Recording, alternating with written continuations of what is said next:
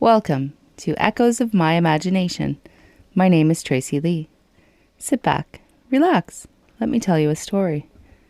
Today's story is called The Mirror Keeper of Zarin Reach, where mirrors held more than reflection, where memory, truth, and shadow bled together beneath silvered glass, and one soul kept watch. Let's get into it. Zarin Reach was a cliffside settlement wrapped in mist. The sea clawed at its base with eternal hunger, and the sky above it rarely cleared. But the village was not known for its ocean. It was known for its mirrors. They stood everywhere, not merely indoors, but mounted to door frames, half buried in gardens, even tied to the masts of boats. No two were alike, some cracked, some whole, some curved like fish eyes or darkened like obsidian. Each one remembered. You did not look into a Zarin mirror expecting to see your face. You looked to see what your face meant. And in the tallest house, perched on a crooked spire of slate, lived the one who kept them true. They called her Leora, the mirror keeper. Leora was born on a moonless night. Her mother claimed the child had no reflection for the first 3 days, that every mirror in the house cracked just slightly when Leora cried. The elders wanted her named something gentle, something to quiet fate, but her mother held her up to a shard and whispered, "You already know your name. I'll just help you hear it." Leora touched the shard, and the reflection blinked. Not at the same time she did.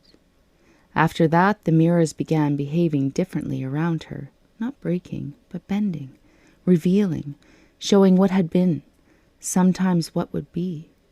She learned to trace the silver lining on their backs with salt and oil and hummed to them. It made them still. She called it stilling the ghost glass. By 12, Leora was the one villagers came to when they found their mirrors murmuring.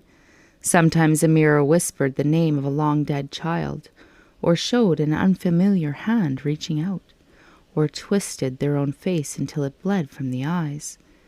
Leora would arrive, barefoot, with a satchel of silver dust and a small black candle. She never turned the mirror away. She entered it. With a simple touch and a breath like fog, she would lean into the glass, disappear, and emerge minutes or hours later, pale and breathless, whispering a name. "She forgives you. You buried her on the wrong hill. He's waiting at the boundary."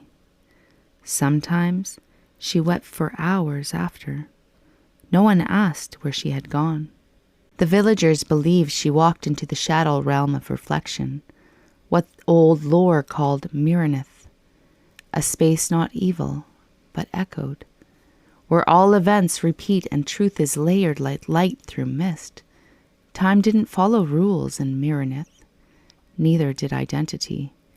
Leora once told an elder, "Sometimes I meet visions of people before they were born, sometimes after they die, sometimes both at once." Her journeys grew longer and stranger. One time she emerged with white streaks through her hair. Another time she aged 5 years in an hour, then reversed by dawn. But she always came back, until she didn't. It was the mirror in her own home that finally called her. An enormous arched sheet of star glass passed down through her family. She had never entered it, not once. Until the night every mirror in the reach cracked simultaneously. The storm came that same night.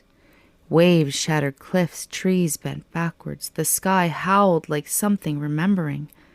Leora lit all 12 of her shadow candles, placed them in a ring, and whispered, "If I don't return, don't look for me. I'll be looking for you." Then she stepped into the mirror. In her absence, the mirrors still function, but differently. Now, when someone stands before one with genuine intent, not vanity or fear, it sometimes flickers and shows Leora's eyes just for a second, Other times, a handprint appears on the inside of the glass, or a word etched in mist. Wait, almost, here. People still bring cracked mirrors to her home. They lay them gently on the threshold, light a candle, and sometimes, hours later, they're whole again. Leora, the mirror keeper of Zarin reach. She crossed into the space behind the glass so we might see what waits in our own. And that's it for today. Thank you for joining me for Echoes of My Imagination. My name is Tracy Lee. Don't forget to subscribe, share, and follow, and I'll catch you next time.